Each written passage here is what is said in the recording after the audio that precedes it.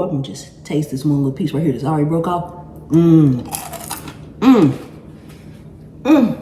Mmm, mmm, mmm, mmm, mmm. Did you hear the crunch? Mmm. I know you heard the crunch. Mmm, mmm, mmm, mmm, mmm. How many of you all have seen this in the grocery store? You've passed by it and you've wondered, what is that thing and what do you do with it? It's usually somewhere near the potatoes. It's actually has a taste and texture that's kind of a cross between a sweet potato and a white potato. This is a yuca root, And those of you all who use alternative flours, and you may use cassava flour, this cassava flour is made from the yuca root, which is this right here. Okay, not to be confused with yucca, Y-U-C-C-A. This is yuca, Y-U-C-A. They are almost spelled alike. The other one has an extra C in it, and this one, it has one C, but they are completely different plants. Not to be confused. The yucca, Y-U-C-C-A, has some edible parts, but typically it is not the root. The yucca has the root that is edible. However, you never, ever, ever want to eat the skin. We're gonna cook this and we're gonna make some delicious yucca fries.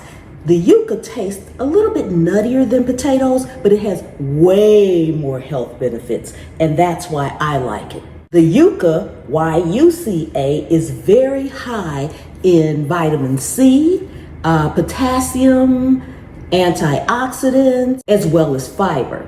It also has resistant starch, and resistant starch can help stabilize digestion. It feeds the gut the good bacteria that we need, and it can also help prevent weight gain. All right? Now, let me put my disclaimer out there. I'm not a doctor, dietitian, nutritionist, or anything like that. I am telling you about the yucca, Y-U-C-A, and its benefits based off of the reason why I eat it in my own personal research. So as far as diets are concerned or health benefits are concerned, always consult your doctor, and this is not medical advice. All right, so the first thing we need to do, and I just had this out here to show you that the flour, cassava flour, is actually made from the yucca flour. We will not be using the flour today. So we're gonna take this off. Be sure, no matter what, you must peel the yucca, because the skin of the yucca can be toxic, and the actual yucca root can be toxic if it is not cooked. Peeled and cooked. So that's the first thing you want to do. So we're just going to take a regular peeler and peel the yucca plant. I always like to peel away from myself if I can, and make sure you get all of the skin off of it, because the skin can be toxic.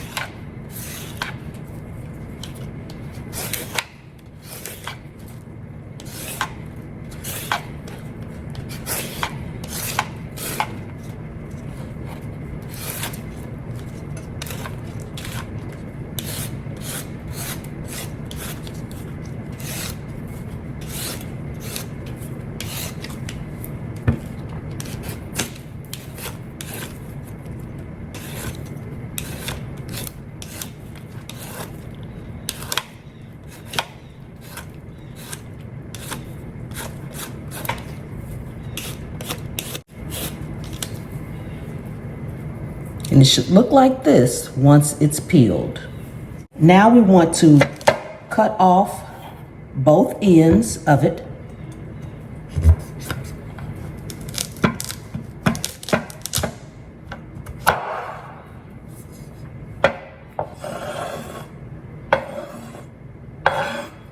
And from here, we want to cut this piece in thirds. You can cut it in half if you want larger fries, but I find cutting it in thirds works best for me.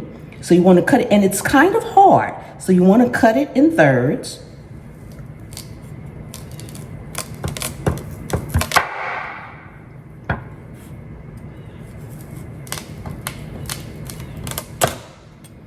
And because it is very hard from here, now some people take these pieces and they boil them as is. I like to go ahead and cut mine again because it makes the cook time a little quicker. However, because they are very hard, cutting them before boiling them at all can be a little hard to do, but we're going to give it a try. Make sure your hands and fingers are not in the way, because if it slips, well, you know what's going to happen. But because it is hard, the possibility is slipping is there. So I'm going to put my knife here, and I'm going to put my hand on top of my knife, and I'm just going to gently rock it back and forth until I can get it all the way through with my hand on top of my knife. So there's no reason for me to get cut. Okay, so we slice that down in half. And I don't know if you can see this line going through there. That's a fibrous piece that we will get out after we cook if we need to. Sometimes it's not that bad once it cooks, because the larger yuca roots, as you saw, it slipped. That's because this end is not, I should have stood it up on this end. This end is crooked because it broke off, and I stood it up there. So that's why I went to put my hand on top. So now we have a solid base. We can go ahead and cut this. Be careful as you cut it. And don't worry if it's not perfect. That'll be fine.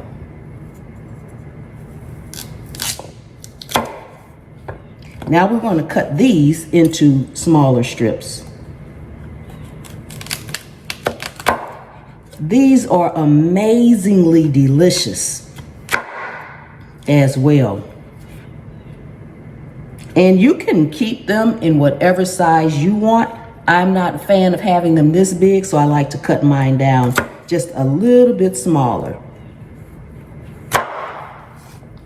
Just like that.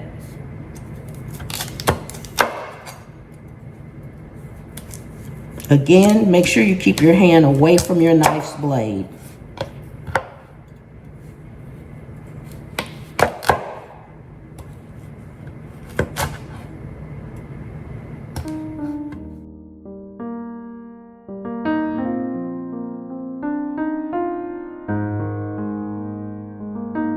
All right, now here I have I'm going to boil them in my basket so I can just pull them up. But you want to start them off in cold water.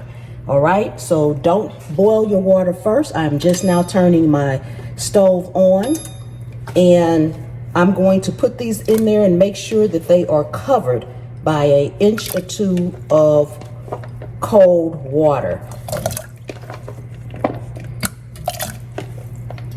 All right, now that we have our cold water in there, even before they start to boil, add in some white vinegar, just about maybe a tablespoonful. That's going to help preserve the color, and add in a good amount of salt. All right, and I'm just doing this so the salt won't be on top. You could easily stir it around. We're going to bring this to a boil, then we're going to reduce it and let them cook. Depending on how much you have and how large your yuca root is, it can take anywhere from 20 to 45 minutes. So we're gonna let this boil, and I'll be right back. Okay, so these have been cooking about 20 minutes. And because I cut them smaller, they didn't take nearly as long, and it may not have been 15 minutes. But you just want to cook them until they are fork tender, like that, where a fork or a knife can easily go in them. And then that's why I cook them in this particular strainer, because you want to take them out of the water, pour the water out, and let them continue to steam for a while, and then you'll be able and ready to fry them. So I'm going to let them sit and steam just like this, and we'll be back. Okay, so they have been sitting, and this is what they look like before we fry them up. Just like that. And I am heating up some Strength Genesis macadamia nut oil. This is a high heat oil, so it's really, really good for frying. So we're going to let this get hot and we'll be right back. Make sure you have something to drain them on. I just have a paper towel on some parchment paper simply because I just like the presentation of the way it looks. Okay, we should be good and hot. Let's see. Okay, we're pretty good. We're pretty good. Just go ahead, don't crouch your skillet just like cooking anything else. And we're gonna fry these up nice and crispy.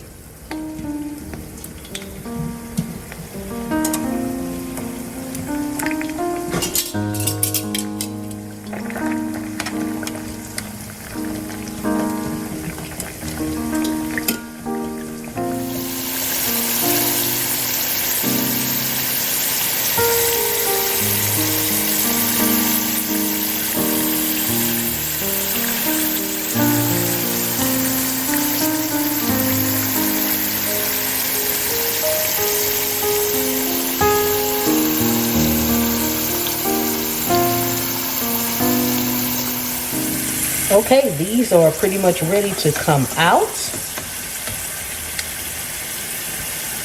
Look at how nice and golden brown that is.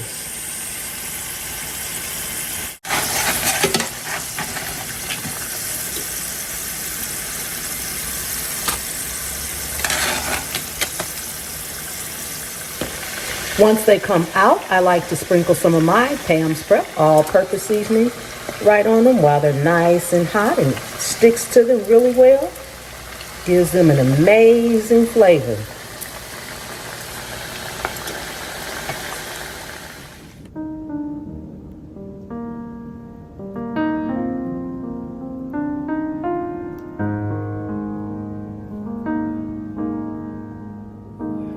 And I want you all to see that gold in this. Now listen. See how crispy that is? These are extra crispy. Oh my goodness. Look at those. Don't they look amazing? Oh my goodness. Before we do our taste test, if you are new to the channel, welcome, welcome, welcome. Thank you so much for coming and hanging out with me today here in my kitchen. I really do appreciate each and every one of you guys. Take a second and subscribe to the channel. Turn on the notification bell so you won't miss anything. Returning subscribers, thank you so much for coming back once again. And channel members, thank you so much from the bottom of my heart. And if you haven't joined Pam's Private Pantry, come on, what are you waiting for? Join the fun. All right, let's go ahead and do our taste test. Ooh, I'm gonna just taste this one little piece right here that's already broke off.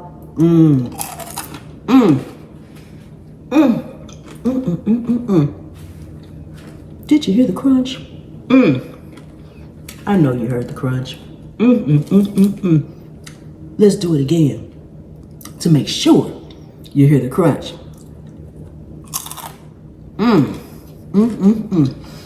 Crispy on the outside, soft and tender on the inside. Now, if you want more of a fluffier texture on the inside, mine are cut straight, just like regular fries. You can easily cut them like steak fries. Cut them a little fatter, and you'll get even more potatoiness on the inside. I like that crispy texture on the outside. Ooh, these are amazingly delicious, and I'm gonna tell you one more thing before I let you out of here that I love about yuca fries. They don't turn soggy like potatoes after you finish frying them. At least not for a good while, okay? Unlike fries, as soon as you through with them, if you don't eat them like right there, even when you double fry them, they still get a little soft, and there is no such thing as waiting until later in the day. All right. I will see you all next time. The good Lord willing and the creek don't rise. Bye-bye.